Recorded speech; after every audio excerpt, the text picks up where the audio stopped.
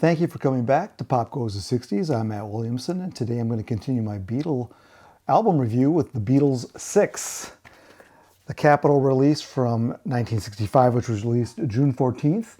And it is, if you're counting, it's technically their seventh album in the United States, if you count Introducing the Beatles, or if you count the Beatles story and the early Beatles, it's their ninth album. So the Roman numeral gets a little confusing for people, especially the people in New Zealand who printed on the record label Beatles 4. They swapped around the Roman numeral. So you can see how confusing it can all be when Capitol gets involved with naming, and we'll talk about later how they chose the photo for this great album. This album was number one for 6 weeks in 1965. And it had one big hit on it, and that's 8 Days a Week. This was not a single that the Beatles had intended to be a single. It was pulled for the American market by Capitol, which went to number one, so that was all very good. But this album is still basically pulling from Beatles For Sale, which came out in December of 1964.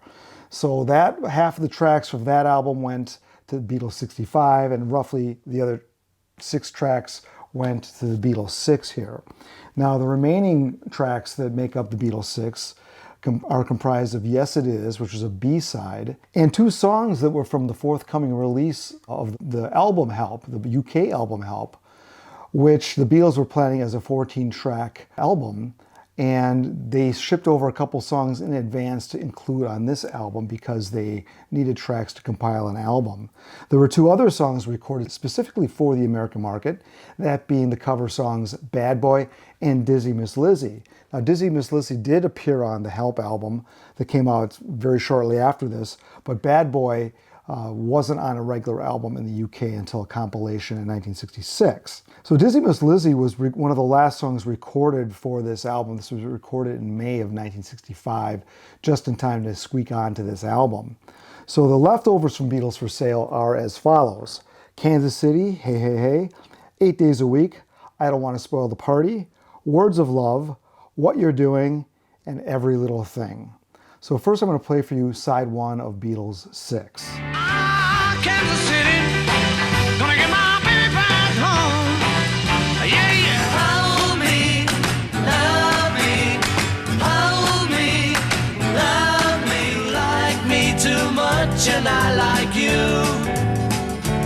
Put some tax on teacher's chair, put your arm in little girl's hair.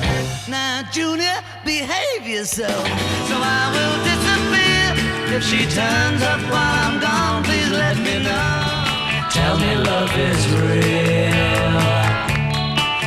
This is not a bad track listing for side 1, and with only 6 tracks, it's got about half covers, half originals. The originals don't really, I don't think, they're very different than the covers. I don't think they fit that well together. Although this track listing isn't bad. It starts off with a rocker, Kansas City, and ends on another cover, Words of Love. And the song Bad Boy, which was one of their late period covers, and by late period I mean 1964-65, I would say Bad Boy is one of the best covers they ever did. So that is kind of a highlight, I think, of this record. Would it be too much to ask of you what you're doing to me? For red is the color that my baby wore, and what's more,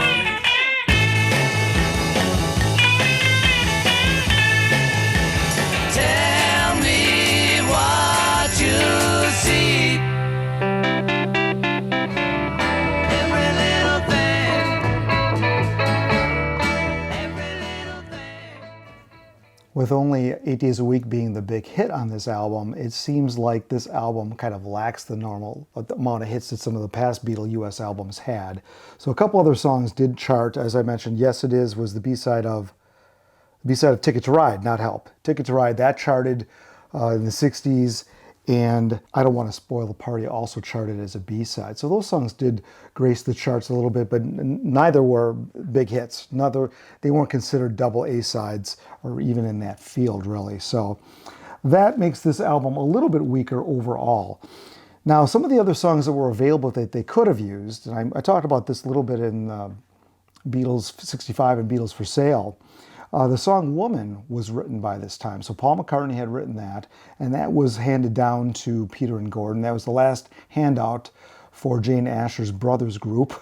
And that's a pretty good song, and one I wouldn't have been sad to see the Beatles do at all. Two other songs, If You Got Troubles and That Means a Lot, were two originals that just didn't cut it, and the covers that they did choose probably were better than those anyway. So the Beatles were a little bit low on material coming into 1965 here, or saving their best material for the soundtrack album that would be Help. One of the things I like to bring up here has to do with the number of tracks per album. And many of you have commented on my recent videos. I kind of went into this in the earlier album reviews that I did on Introducing the Beatles and Meet the Beatles. But the way that the royalties were distributed in the United States were different. So it was to the record company's benefit to have less tracks to pay out royalties to. Hence, you get fewer tracks on the US albums. Now, I still say Capitol's a little bit stingy. This album only has 11 tracks. So starting with the second album, the Beatles' second album, they were only putting 11 songs on every regular album. Now, they had 12 songs in Introducing the Beatles. They also had 12 songs on Meet the Beatles. So why go down to 11? Well, to save more money. I mean, I wouldn't put it past them if they could have got away with going down to 9 songs. If they thought they could have gotten away with it, they would have done it.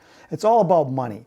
And clearly Capitol was more interested in milking some of this stuff. This is why these albums are called the butchered albums, and they really don't make a lot of sense compared to the British counterparts. So that's one of the main reasons the British counterparts have been heralded as the standard for any of their albums, which makes sense.